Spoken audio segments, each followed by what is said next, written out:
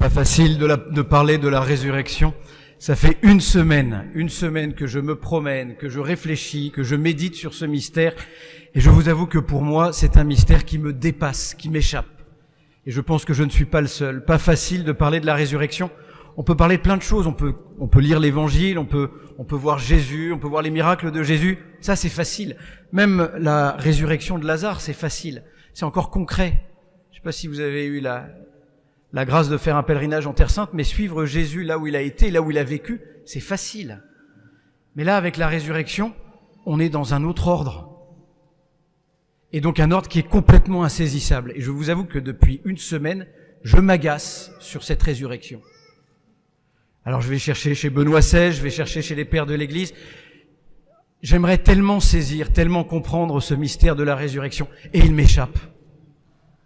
Déjà les preuves sont tellement ténues. Ce qui fait qu'on est ici, dans cette basilique, 2000 ans après, c'est un tombeau ouvert avec des linges. Je crois qu'il y a des gendarmes parmi nous, ils nous diraient que c'est un peu maigre comme preuve. C'est plutôt du recel de cadavres, hein. Tout ça pour des linges qui sont dans un tombeau. Les preuves sont maigres, tellement maigres. Et puis, avouons-le, on est tous tentés par le fait de se dire, la résurrection, c'est pas réel. Déjà, nos contemporains, c'est encore un truc de catho, les chrétiens fêtent Pâques. Encore, ils ont de la chance de le fêter. On en fait encore un peu de bruit 2000 ans après en France.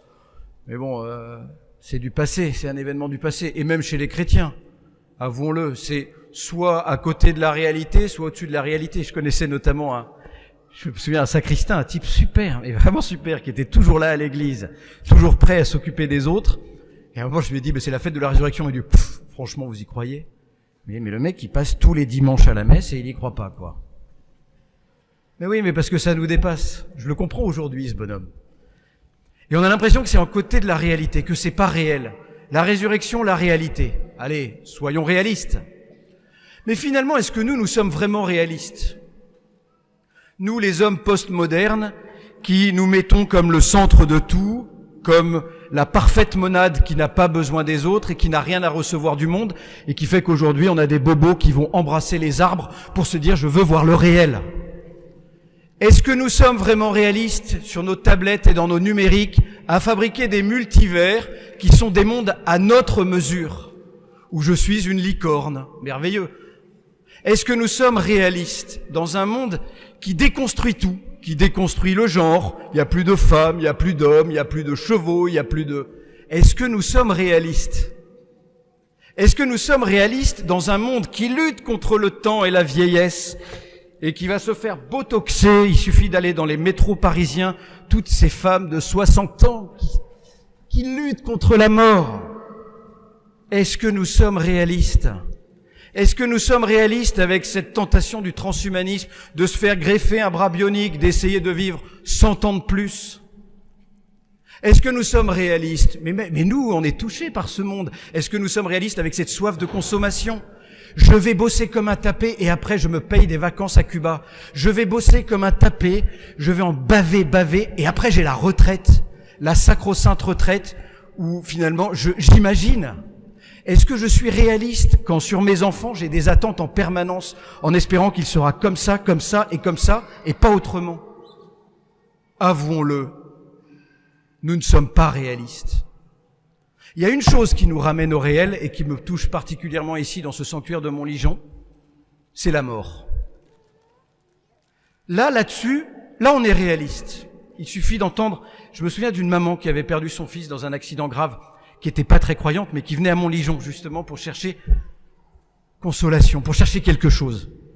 Elle était très en colère. Au début, ça s'est mal passé, hein. Et puis elle m'a dit, mais vous savez, depuis la mort de mon fils, moi je suis dans le réel en fait. Le réel de la souffrance, de la maladie, de la mort. Ça là-dessus, il y a une chose dont on est tous certains ici, c'est qu'on va tous mourir un jour, hein. Alors on peut imaginer des vacances aux Seychelles, la retraite dans le sud avec j'aurai mon petit gîte ou ma maison d'hôte avec des bouddhas partout dans la maison. Et non, il y a une chose, voilà. Là on est dans le dur. Et avouons-le, parmi nous, il y en a qui souffrent qui souffrent du deuil, qui souffrent d'eux-mêmes, qui souffrent de la solitude. Là, on est dans le réel, en fait. Eh bien, la résurrection, elle vient justement nous rejoindre dans ce réel. Parce que la résurrection, elle est réelle. Elle est cette victoire du Christ sur la mort. Elle est la victoire de l'amour et de la vie. Et il y a ce cri dans le cœur de l'homme, face, vous voyez, à ce réel de la souffrance, de la maladie et de la mort. Dans toute l'humanité, il y a ce cri, c'est pas possible. C'est pas possible que la mort ait le dernier mot. C'est pas possible. C'est pas possible. Je me souviens, j'étais allé parler avec des enfants, avec les sœurs, on avait fait une mission. On leur parlait de la mort, pas de leur mort. Ils n'avaient pas peur de leur mort. C'était pas une question à laquelle ils réfléchissaient, c'était la mort de leurs proches. Ma mamie. Ma mamie, c'est pas possible qu'elle disparaisse, ma mamie. Eh bien, la réponse à ce cri du cœur de l'homme, c'est pas possible que ce soit la mort, c'est pas possible que ce soit le mal qui ait le dernier mot, c'est la résurrection. C'est pas une réponse intellectuelle. C'est pas une réponse qu'on peut saisir, qu'on peut comprendre. Elle nous échappe. Et elle ne peut être accueillie que dans la foi. Elle ne peut être accueillie que dans la foi, cette réponse. Je crois que Jésus est vivant. Ça me dépasse, mais je crois que Jésus est vivant. C'est ça que nous célébrons aujourd'hui. Je crois que l'amour, que la vie ont le dernier mot. Et il n'est pas vivant comme dans Star Wars, où vous avez les gentils Jedi décédés qui apparaissent sous forme d'hologramme comme un écho lointain d'une présence. Il est vraiment présent. Il est là. Il a vaincu la mort.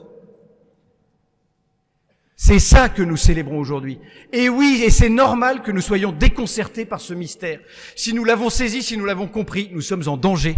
Nous ne sommes plus dans la foi. C'est comme dans l'amour. Si j'ai compris l'amour, si je l'ai saisi, je ne suis plus dans l'amour. L'amour, ça balbutie. Vous voyez, c'est ce cri, je me souviens de cette chanson de Johnny Hallyday, que je t'aime, que je t'aime. Ça saoule tout le monde maintenant, mais en même temps, ce qui est beau dans cette chanson, c'est qu'il essaye de dire qu'il aime. Et c'est tellement inexprimable qu'il va répéter que je t'aime, que je t'aime, que je t'aime. Eh bien nous aussi, c'est tellement inouï, c'est tellement grand, que tout ce que nous pouvons dire, il est vivant. Ça me dépasse, mais il est vivant. Il a vaincu la mort. Et s'il a vaincu la mort, il est vivant, c'est-à-dire qu'il est avec moi aujourd'hui. Ça n'empêche pas les épreuves de ma vie. Ça n'empêche pas les larmes.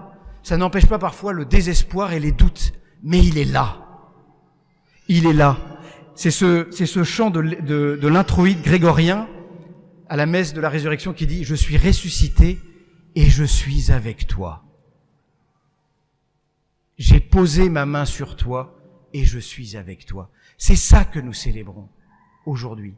La présence du Christ ressuscité dans nos vies. Et s'il est ressuscité, s'il a vaincu la mort, autre chose. Parce que j'entends beaucoup trop de chrétiens qui disent « Dans quel monde on vit, tout fout le camp, c'est sombre. » Bien sûr que c'est sombre, mais en fait, ça fait 2000 ans que c'est sombre. Ça fait même depuis le début de l'humanité que c'est sombre. Est-ce que nous croyons que le jour de Pâques, la victoire définitive a été remportée? La victoire de la vie, la victoire de l'amour. Maintenant, le royaume de Dieu, il se répand.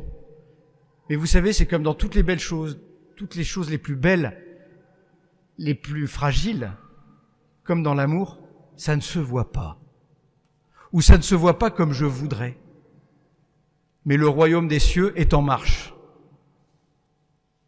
Alors il y a des partis politiques en marche, il y a un moment où ils vont s'arrêter. Le royaume de Dieu, lui, il ne s'arrête pas. Il est toujours en marche jusqu'à la fin des temps. Parce que notre espérance, elle est là. Le Christ a vaincu la mort, il est ressuscité, il est avec nous, il a vaincu le monde. Le Christ est vraiment ressuscité, il est vraiment ressuscité. Amen.